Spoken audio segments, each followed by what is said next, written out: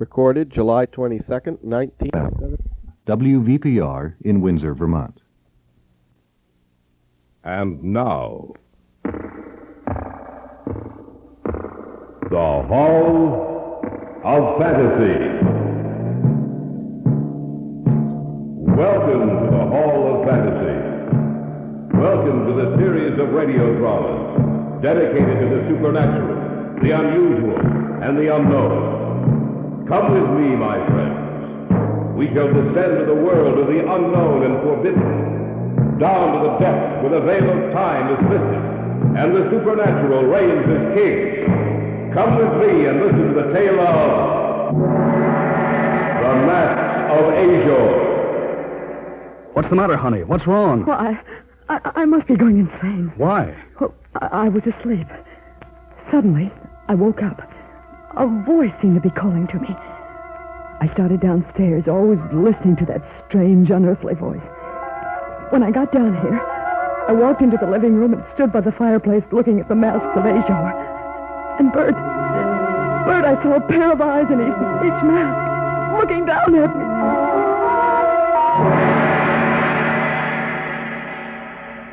me. In just a moment, the Hall of Fantasy will present The Masks of Ashor.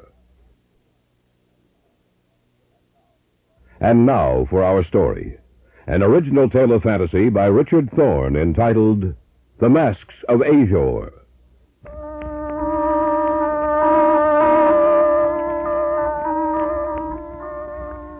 There's certain things in this life of ours which can never be explained, at least with any normal, rational explanation.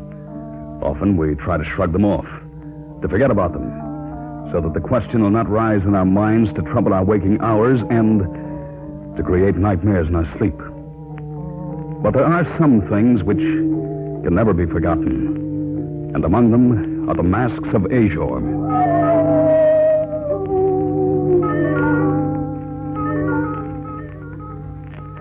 Marcia's uncle sent them to us. Harold Letterby was a man of wealth and unusual taste. He traveled a good deal, and frequently he'd send back little curiosities that he thought we might enjoy.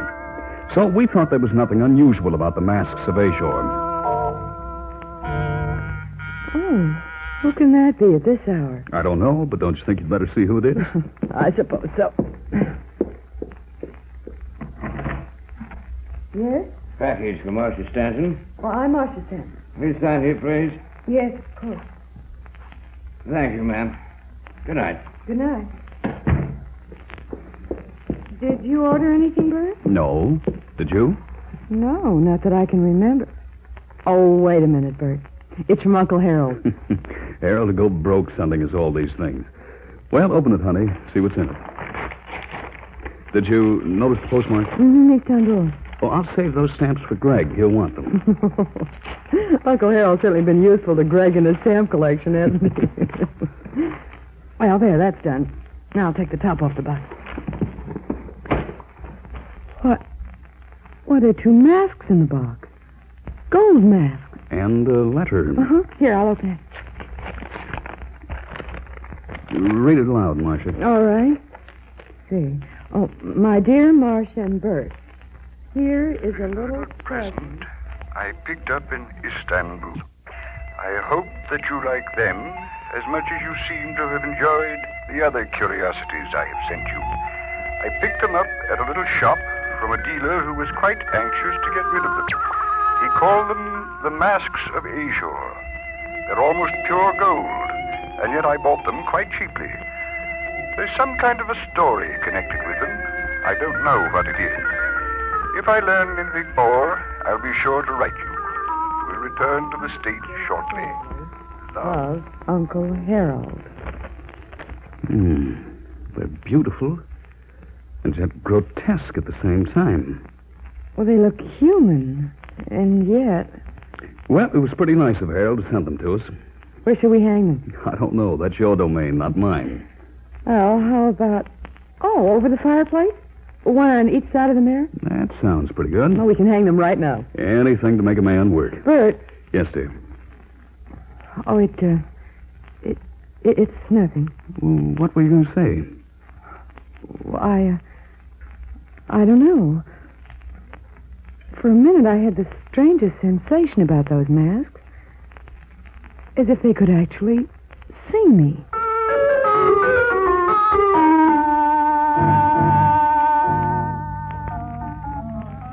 It didn't take more than a few minutes to hang the masks. They hung one on each side of the mirror over the fireplace. They looked quite good there, and yet, in a way, they seemed out of place. The following night, Greg dropped in for a while. Thanks for the stamp, Bert. That was the first thing he said when the package came. Greg will want the stamp. All the way from Turkey. From your Uncle Harold, Marcia? Mm-hmm. He sent us those. I wondered where you'd got them. They're really quite nice. They're beautiful and yet grotesque in a way. That's just what I said. Practically the same words. You'd think you both had one mind. They certainly catch your eye. Say, is that real gold? According to Harold, it is. Well, it must be quite valuable. Well, Uncle Harold said he bought them for a song. It couldn't have been very cheap. The gold alone is worth a good deal. As a matter of fact, Harold said the dealer seemed quite anxious to get rid of them. I wonder why. Well, why worry about it? Do they have a name? Mm-hmm. They're called the Masks of Ashor. Ashor. You know, I've seen that name somewhere before. A-S-H-O-R, I think it's spelled. I can't remember where. Well, don't worry about it. What? Anything wrong, Greg? The holes the masks have for eyes. I thought I saw something, that's all. Saw what? I don't know. For a minute, I thought there were really eyes in the masks, and that they were watching me. Watching every move I made.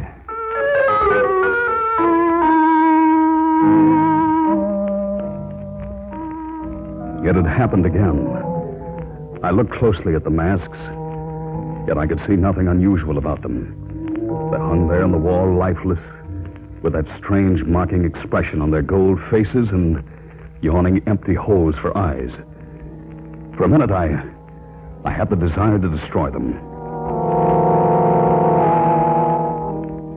Greg left about 10. At 11, Marcia and I went to bed.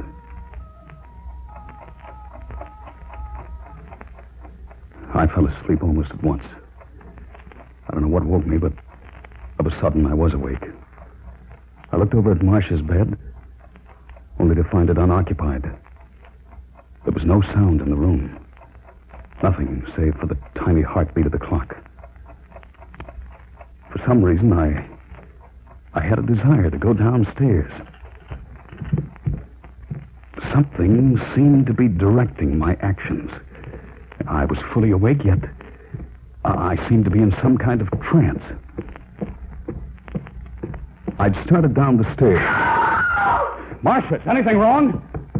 Bert! Bert! What's the matter, honey? What's wrong? I must be going insane. Why? Well, I was asleep. Suddenly I woke up. A voice seemed to be calling me. I started downstairs, always listening to that strange, unearthly voice. When I got down here, I walked into the living room and stood by the fireplace, looking at the masks of Ashor. And Bert, I saw a pair of eyes in each mask, looking down at me. You must have imagined it. No, Bert, I didn't. Those masks had eyes, and they were watching me. Watching every move I made.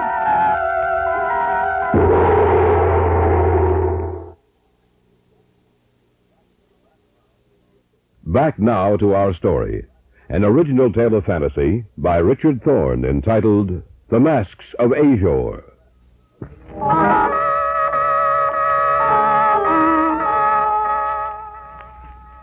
I had awakened in the middle of the night.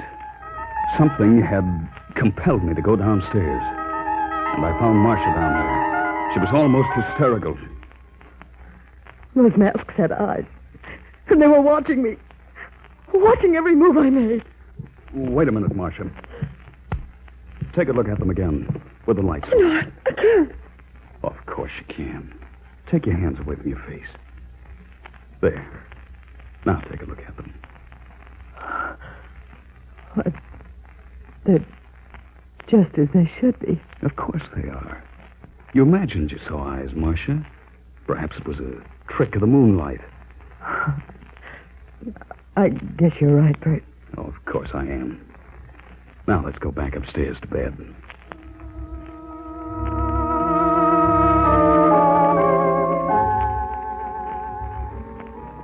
following day was Saturday, and I didn't have to get on to the office. We both slept rather late that morning. A short time after we'd eaten breakfast... I'll get it, Marcia. All right, dear. Telegram, sir. No? If you'll just sign right here. Of course. Yeah, thank you, sir. Good morning. Good morning. Who was it, Bert? A telegram. Well, who'd be sending us a telegram? I don't know. I'll see. Who's it from? Harold. Uncle Harold. What does he say? I'm returning to the States as soon as possible.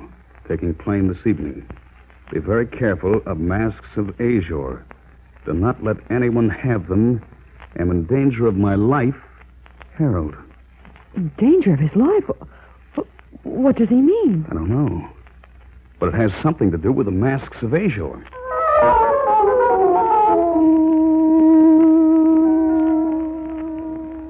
Saturday evening, Greg dropped in. What he told us that night was the first inkling I had that Harold Letterby had stumbled upon a relic of the past that would have been better had it been forgotten for all time.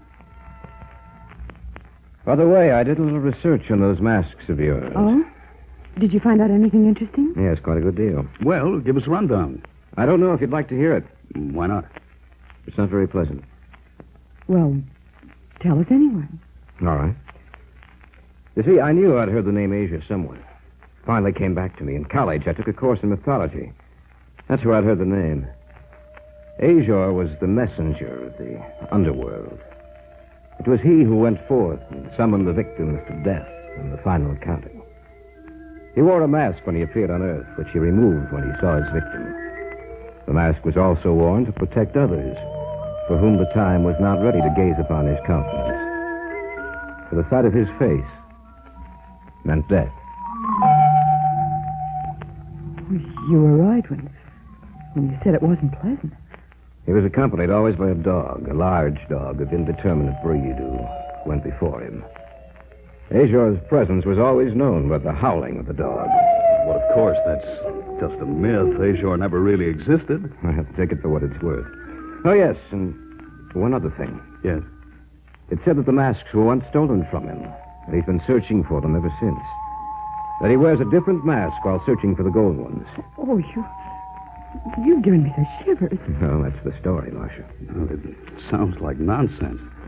A being who set forth to summon people to death, always accompanied by a dog? It's a superstitious belief that's come down to us from the childish minds of an ancient people. Did you hear that dog? Oh, it's only a dog in someone's backyard baying at the moon. Rather a coincidence, you might say, talking about a dog and then hearing one howling. But just a coincidence. What's that? I don't know. Sounds like an animal of some kind. Scratching at the door. I'll take a look. I'll go with you. Now, be careful. There's nothing to be afraid of. There's nothing out here. What? I said there's nothing out here. But I think I heard something scratching at the door. Well, there's nothing here now. There's no need to get upset about it. Let's go back in. I can't understand it. Forget about it, honey. I'm sorry if what I've told you has upset you. That dog's howling again. Somebody ought to talk to the guy who owns that animal. There's something at the door. Someone must be playing a joke on us. See what's there. I want to know what's outside. I'll go, Bert. I'll go, too. If it is someone playing a joke on me... Don't move. It is a dog. Why, I ought to... You wouldn't stand a chance. Balak! Balak! Come here. That must be the dog's owner. Balak! Where are you? Quiet, Balak. Are you the owner of this dog? Yes. I'm sorry if he's caused you any trouble. But you ought to keep him on a leash. Is everything all right? Yes, everything's all right, Marshal. Oh, your dog, it frightened us. I'm very sorry about that. Balak, you shouldn't run so far away from me. What are you looking at? I'm sorry. I was looking past you to those masks you have hanging over the fireplace. Quiet. I'd better put the leash on him. If you'll excuse me, I'll be going. Sorry to have disturbed you. Well, we might as well go back inside. Wait a minute. What? He dropped something. I'm going down to get it. He was a queer sort of fellow, wasn't he? Yes. His face looks so strange. Soft. Almost like rubber. Marcia! What's the matter? Look. He dropped it as he was walking away. He dropped it deliberately. Well, what is it? It's a mask. The mask of Ashor.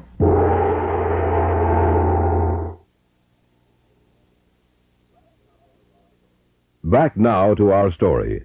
An original tale of fantasy by Richard Thorne entitled The Masks of Ashor. We stood just outside the house. A minute before, the man and his dog had disappeared from our sight. Marcia went down the stairs to the walk where he dropped something. And then she screamed. It's a mask. The mask of Ashor. Here, let me see that. It is a mask. A sponge rubber mask. Remember what I said about his face? Yes, I do. What are we going to do? We can't do anything until Harold gets here. Maybe then we'll learn some more about these masks of Ashor.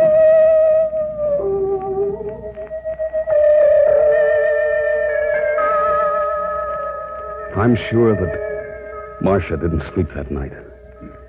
As for myself, I dropped off occasionally, only to awaken with a start. But each time I looked across the room, Marcia was still in her bed, staring at the ceiling. Occasionally during the night, I heard the sound of a dog howling out there in the darkness. And each time I heard it, the sound of its voice made me shudder. The following afternoon, about 4 o'clock, a cab pulled up in front. Harold Letterby got out and came up the walk leading to our house. I see that you received the masks. Yes. And did you receive the cable? Yes, the following morning. When you bought these masks, you said that the dealer was anxious to get rid of them. Why? Had I known then what I do now, I would never have bought them. I think we know some of the story about Ashor coming to Earth to conduct his victims back to death. And the dog, Bert. Don't forget the dog. Then you know about the dog? Yes. We found out about it last night. Oh? How? It was here. Here? That's right. That Ashor has found the masks. He knows they're here. He saw them last night when the door was open. Are you sure it was Ashor? After he left, Marcia found a mask. A sponge rubber mask. He will be back, you know. Oh, I wish you'd never found the mask. No more so than I, my dear. A short time after I'd mailed them to you, Ashor paid me a visit. He and the dog. I, too, found a sponge rubber mask after he'd left. The night before last, I saw something behind the mask. Like eyes. We must hide the masks from him. Otherwise, he will claim us all. What are you talking about? I have a plan. It may work, I don't know. Perhaps we can strike a bargain with him. Bargain? Yes, our lives for the masks. We must find someone else who will keep them for us.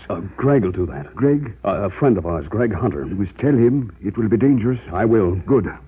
Get in touch with him immediately, or I am positive that Ashor will return tonight.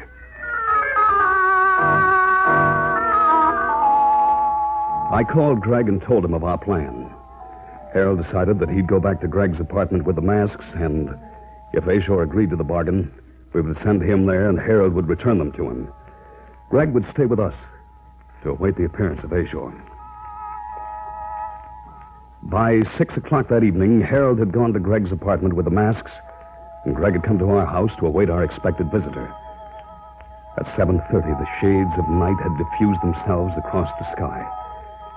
By 8:30, the tension had mounted in each of us to a point where we were jumpy and irritable.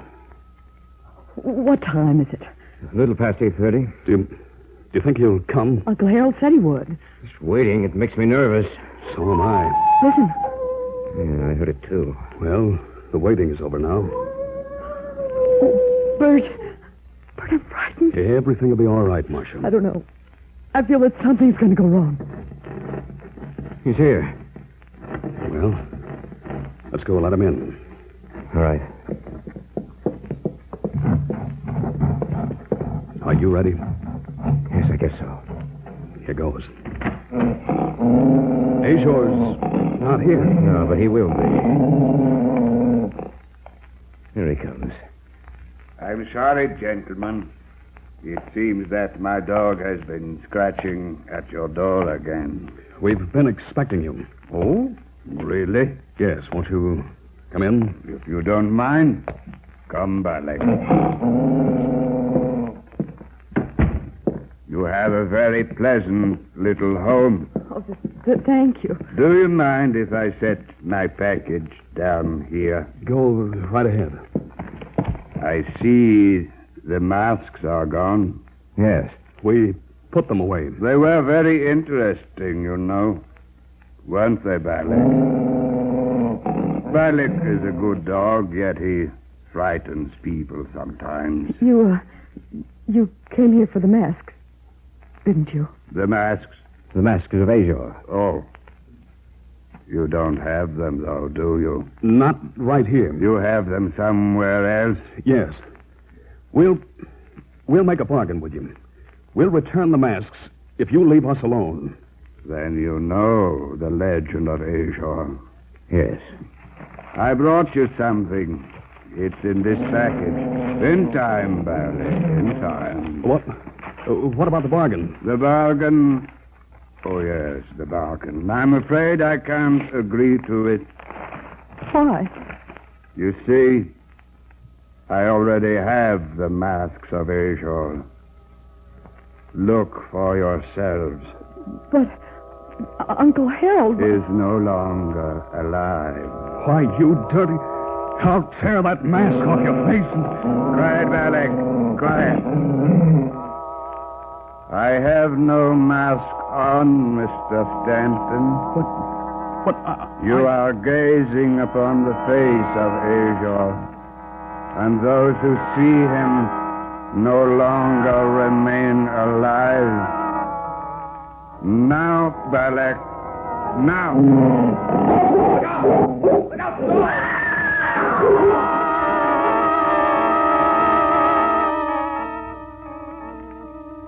It is time for us to go back, Balak. We have recovered the masks of Ashor, and we have many calls to make.